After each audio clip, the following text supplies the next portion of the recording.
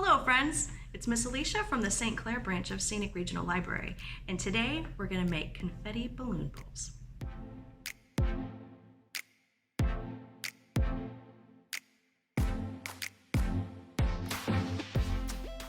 After you inflate your balloon, apply one layer of Mod Podge. Depending on the size of your balloon, you'll want the Mod Podge layer to go between 1/3 and 1/2 of the way down the balloon.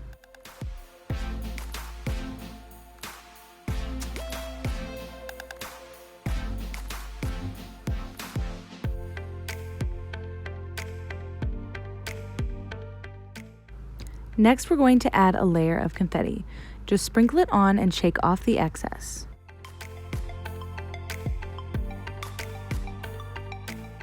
You will likely still see glue after you apply this layer.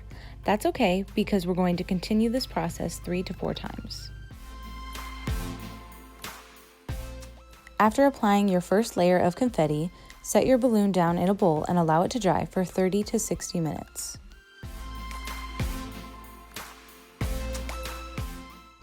As you go to apply your second, third, and fourth layers, you'll want to be sure to use the sponge in a blotting motion as opposed to a brushing motion. This technique will prevent you from losing confetti. You may still lose some along the way, but that's no big deal.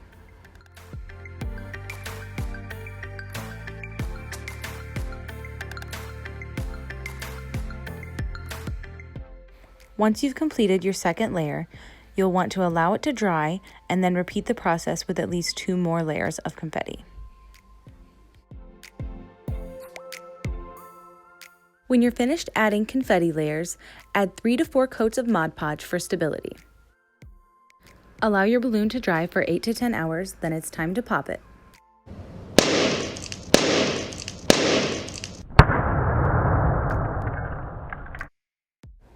The final layer of Mod Podge on this bowl only dried for about 6 hours, so you can see that it's still quite flexible.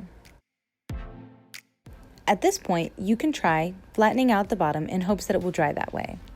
One way of doing so would be to place a can of food at the bottom of the bowl. I'd like to share with you the 2 varieties of bowls that I made. The first bowl has 3 layers of confetti, and on the outside I did a layer of Mod Podge, but I thought it needed a second layer of Mod Podge on top of that. But instead, I had some glitter glue and I added some water to it to make some glitter Mod Podge.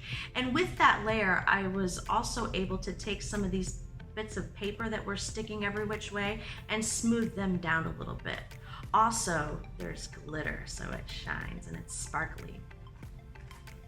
I also trimmed the edges to give it a nice clean look. So we have this kind of look, but I do believe that I like the other variety better. We have 4 layers of confetti, but on the outside I only did 1 layer of Mod Podge. So you can see all these pieces of paper that are sticking out, and it gives it a lot more texture and depth. And for that reason, I left the edges untrimmed and raw. So here we have 2 different looking bowls with only slightly different techniques. You might notice that my confetti looks a little different. I didn't have confetti, so I made my own.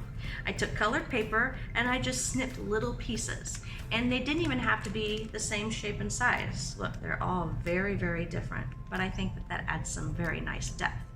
If you would rather, you could take a hole punch and have a more uniform look to where all of the pieces of paper are the same. Make your own confetti that way.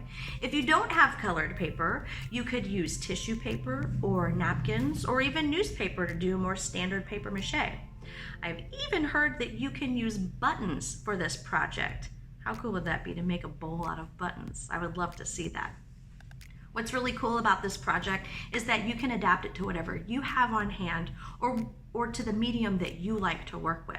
Now keep in mind, you don't have to use Mod Podge. You can make your own with Elmer's glue and water. Just mix them together and it'll give you your Mod Podge. You can add glitter if you like. I would love to see the different variations that you come up with. Like with our summer reading program, Imagine Your Own Story, imagine your own bowl. Happy reading.